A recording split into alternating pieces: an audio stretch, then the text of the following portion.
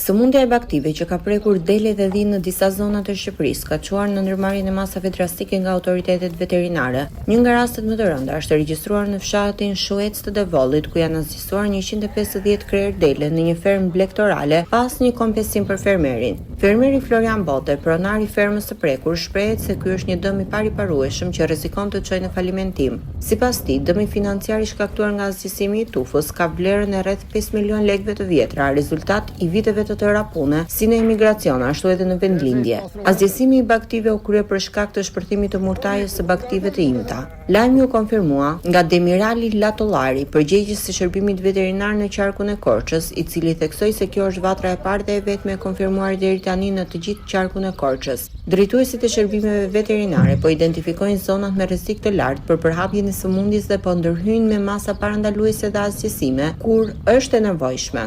Megjithatë, mungesa e një skeme kompensimi për fermerët e dëmtuar po ngjall shqetësim dhe zemërim në komunitetin blegtoral. Florian Bode shprehet se pa ndihmën e shtetit i gjithë investimi i tij është i humbur dhe ai nuk sheh asnjë mundësi për të rimëkombur fermën. Ai apelon për ndërhyrje urgjente të institucioneve përkatëse në mënyrë që të mos mbetet i vetëm përballë një situate katastrofike për ekonominë e tij familjare.